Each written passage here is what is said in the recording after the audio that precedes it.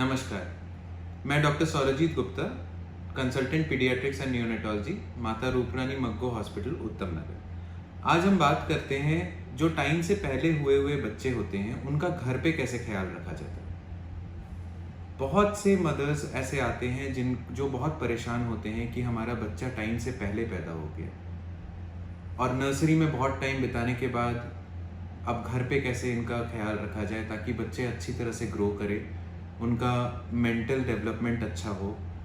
तो इसमें बहुत ज़्यादा हमें सोचने की ज़रूरत नहीं है, बस जो ख्याल हम नॉर्मल बच्चों का रखते हैं उससे एक स्टेप ज़्यादा रखना होता है। पहली चीज़ जो टिप नंबर 1 है वो है कि बच्चे को गर्म रखना है। गर्म का मतलब ये नहीं कि आपको एसी नहीं चलानी, आपको कूलर नहीं चलाना, आप उसको बिल्कुल हीटर चला के गर्मी में रखें। हम ऐसे कंट्री में रहते हैं, ट्रॉपिकल कंट्री में रहते हैं जहाँ पे टेम्परेचर की वेरिएशन बहुत ज़्यादा है। तो अगर हम इस टाइम पे हम बाहर का टेम्परेचर के साथ अगर हम ना चले तो प्रॉब्लम ये होगी कि बच्चा बहुत जितना होना चाहिए उससे ज़्यादा गर्म हो जाएगा या उससे ज़्यादा ठंडा हो जाएगा। तो उसके लिए सबसे इजी वे है कि एक रूम टेम्परेचर मॉनिटर होता है जिसपे आपको टेम्परेचर और ह्यूमिडिटी यानी कि तापमान और नमी, ये दोनों चीज़ें आपको पता लग जाएगी। सबसे इजी तरीका ये है कि उसको जिस कमरे में बच्चा है उस कमरे में बच्चे थर्मोमीटर को आप लगा लें एंड उसमें आप टेम्परेचर, मतलब मैं एसी या कूलर का टेम्परेचर का बात नहीं कर रहा हूँ, मैं रूम का टेम्परेचर का बात कर रहा हूँ। उसमें आपको टेम्परेचर 26 से 28 डिग्री का रखना है और नमी उसमें 50% से ऊपर रखना है। अब आप पूछोगे कि नमी कैसे मैं 50% से ऊपर रखूं, तो इसके लिए हमारा आता है टिप नंबर 2। इसमें आपने क्या करना है कि नमी को बढ़ाने के लिए अगर आप देख रहे हो कि नमी कमरे के अंदर 30% है, हमें उसे बढ़ाना है, तो बढ़ाने के लिए हमने ज़्यादा कुछ नहीं, कोई ह्यूमिडिफायर नहीं लेना है, कोई मशीन नहीं लेनी है, कोई कुछ नहीं लेना, बस कुछ घर में कपड़े होंगे, कपड़ों को गीला करना है और कमरे में अलग अलग जगहों पे कोनों पे लगा देना है। उससे नमी अपने आप कमरे में आ जाती है। वो भी नहीं तो एक बाल्टी पानी रख सकते हैं, एक मग पानी रख सकते हैं, उसी से कमरे में नमी आ जाएगी। टेम्परेचर आपको एसी का नहीं सेट करना है, आपको कूलर का नहीं सेट करना, बल्कि रूम का टेम्परेचर 26 से 28 के बीच में होना चाहिए। अगर मान लीजिए बाहर का आजकल तापमान बहुत ज़्यादा है, रियल फील हम देखते रहते हैं मोबाइल में 50 डिग्री, 49 डिग्री, 47 डिग्री, तो उसके लिए हमें ये नहीं कि हमें रूम का टेम्परेचर हम कैसे मेंटेन करें, तो उसके लिए हमें एसी का टेम्परेचर को कम रखना पड़ता है। वहीं जहाँ सर्दियाँ आ जाएंगी तो हमें हीटर या ऑयल हीटर यूज़ करते हैं, कुछ लोग हीटर यूज़ करते हैं, कुछ दूसरे वाले जो लाइट वाले हीटर यूज़ करते हैं, ये यूज़ करके हमें टेम्परेचर को ऊपर रखना है। लेकिन इनमें भी क्या होता है कि सर्दियां जहां आएंगी तो हमारे जो नमी है वो कम हो जाती है हीटर की वजह से। वो वाटर जो मॉइस्चर अपने एयर में है वो सारा उड़ जाता है।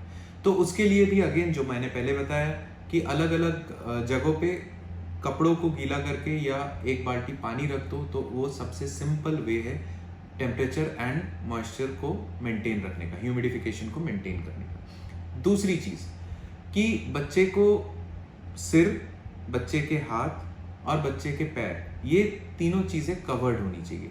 हाथों में मिटन्स, पैरों में सॉक्स और सिर पे कॉटन का कैप, ये हमेशा लगाए रखें। सिर का आकार गोल होता है, सबसे ज़्यादा सरफेस एरिया सिर का होता है क्योंकि वो गोल है। जो हम बचपन में पढ़ते थे कि गोल वाले आकार का सरफेस एरिया बहुत ज़्यादा होता है, तो उस जितना ज़्यादा सरफेस एरिया होगा उतना ज़्यादा हीट लॉस होगा।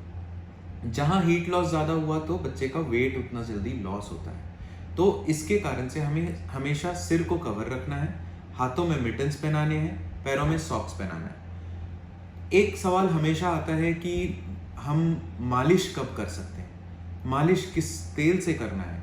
तो ऐसा कोई ब्रांड के पीछे मत जाइए, कोई ब्रांड ऐसा कुछ नहीं हमें बताएगा कि हम ये ब्रांड यूज़ करेंगे तो हमारा बच्चा बहुत स्वस्थ होगा, ऐसा कुछ नहीं होता। आप नॉर्मल नारियल का तेल, सर्दियों में आपको ऑलिव ऑयल और गर्मियों में नारियल का तेल, ये यूज़ कीजिए। और बच्चे को हल्के हाथ से घर वाले ही मसाज करें। मसाज हम इसलिए करते हैं ताकि बच्चा अच्छे से सो पाए। हम स्लीप अच्छा रखेंगे, सोना बच्चे का जो अगर अच्छे से बच्चा सोता है तो बच्चे का ग्रोथ अच्छी होती है। इसके अलावा सबसे इम्पॉर्टेंट चीज़ है KMC।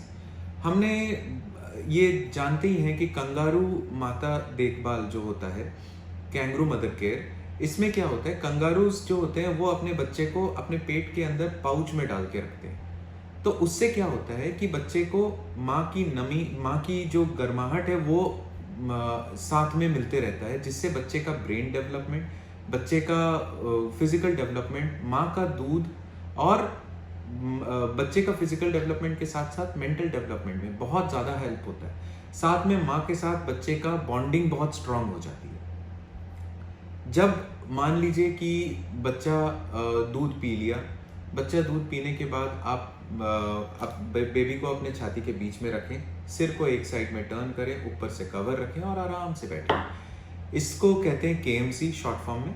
और अगर फादर करे तो KFC, तो KFC एंड KMC हम कर सकते हैं। और जितना लंबा टाइम रखेंगे ऐसे KMC करेंगे, जितना लंबा टाइम, बच्चे का ग्रोथ उतना अच्छा होता है। एक ब्रेन डेवलपमेंट बच्चे का हुआ है कि नहीं, ये या प्री मैच्योर है, मदर्स का फादर्स का ये कंसर्न होता है, क्या मेरा बच्चा बाकियों के जैसे रहेगा, क्या मेरा बच्चा बहुत अच्छे से खेल पाएगा, सब कुछ समझ पाएगा कि नहीं, क्योंकि बच्चा प्री मैच्योर है। कोई बात नहीं, प्री मैच्योर है तो क्या हो गया। जब बच्चा आपके पास आए, आपको उसके डेवलपमेंट के लिए आपको उसके एज अप्रोप्रिएट टॉयज देने हैं। टॉयज का मतलब ये नहीं कि आप कोई भी बहुत लाउड वाले म्यूजिक वाले झुनझुने लेके आए या कोई डांसिंग कोई टॉय है उसको लेके आए, नॉट रिक्वायर्ड। आपको सिंपली चेस का बोर्ड पता है, black and white contrasting colours, ये दोनों बच्चे को दिखाएं।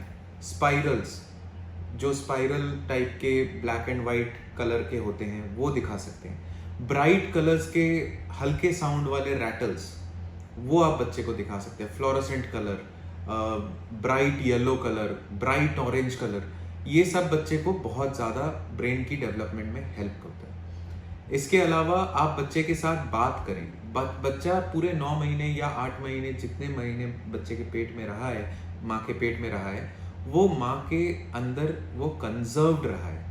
कंजर्व्ड रहने का मतलब ये है कि वो प्रोटेक्टेड नेचर, प्रोटेक्टेड एनवायरनमेंट में रहा है। जब बच्चा बाहर निकल जाता है तो ये खत्म हो जाता है।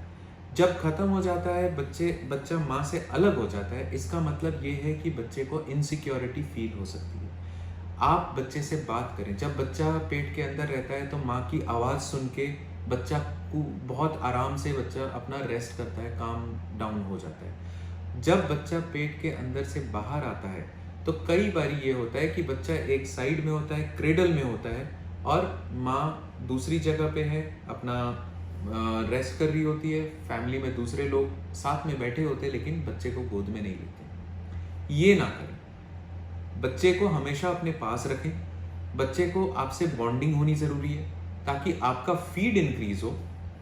जैसे जैसे आपका फीड इंक्रीज होगा और उतना अच्छा आपसे बॉन्डिंग होएगी, आपकी बातें वो समझने लगेगा। आप उसको क्या पता कि आप क्या बात कर रहे हो, लेकिन आपसे जो भी बात करेगा, आप जो भी बात उससे करोगे तो वो बच्चे को अच्छा लगता है। आपकी आवाज़, आपकी वॉइस बच्चे को सूदन अप करता है। आपको बहुत बच्चे का स्लीप प्रिजर्व्ड होता है।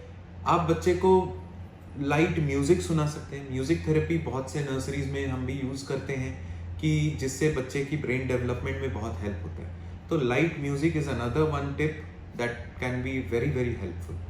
इसके अलावा आप बच्चे के साथ जितना टाइम स्पेंड करेंगे उतना अच्छा बच्चे का ग्रोथ होगा। प्रीमैच्योर बेबी होना कोई गुनाह नहीं है, इसके लिए आप परेशान ना हो। टिप्स को फॉलो करें and happy parenthood. Thank you.